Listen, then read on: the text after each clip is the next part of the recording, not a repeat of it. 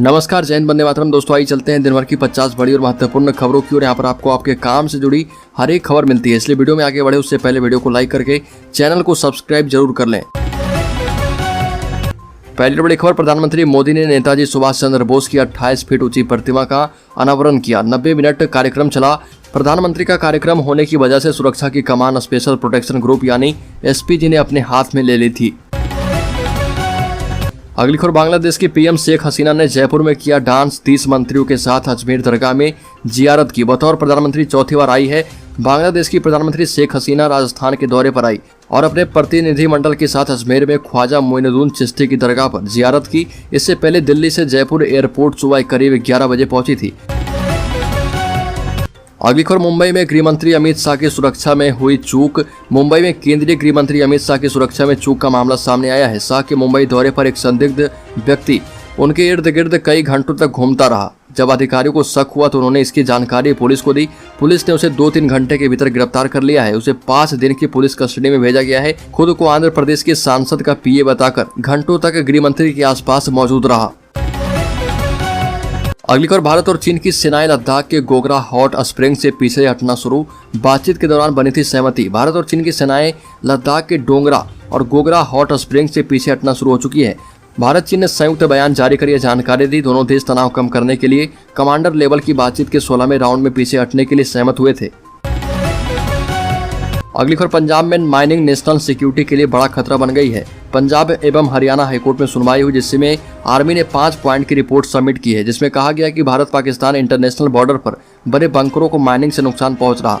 ये बंकर अमृतसर से गुजरते बॉर्डर पर हैं। बंकरों के ऊपर से रोजाना सैकड़ों ट्रक गुजरते हैं, जिससे बंकर धंस रहे।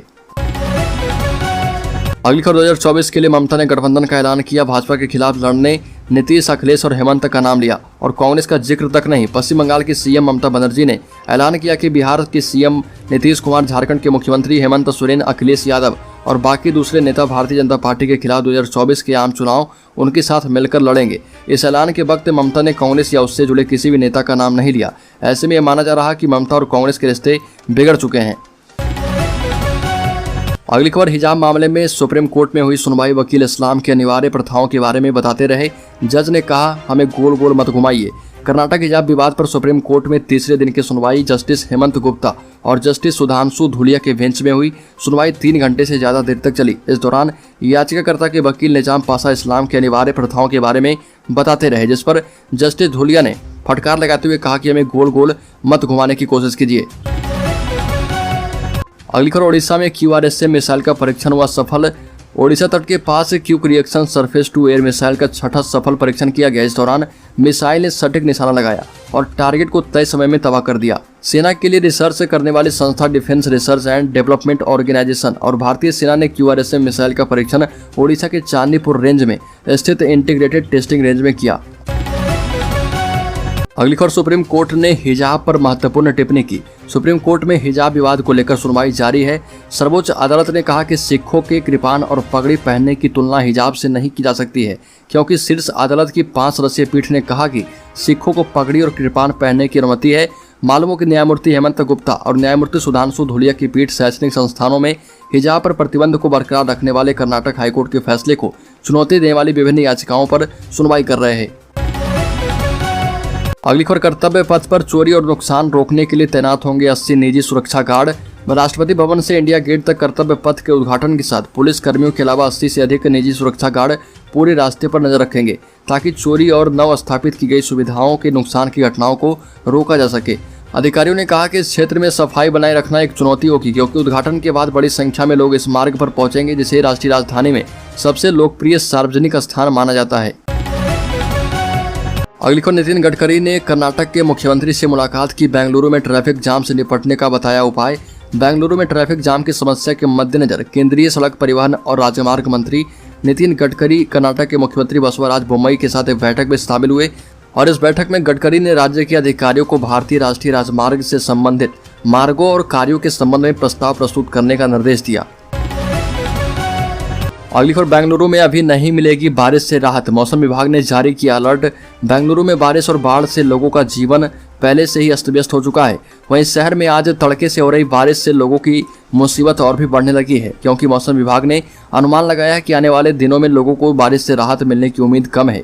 पिछले कुछ दिनों में बारिश रुकने और बाढ़ वाले इलाके में पानी का स्तर धीरे धीरे कम होने से लोग राहत की सांस ले रहे थे, लेकिन अब उन्हें फिर से डर सताने लगा है।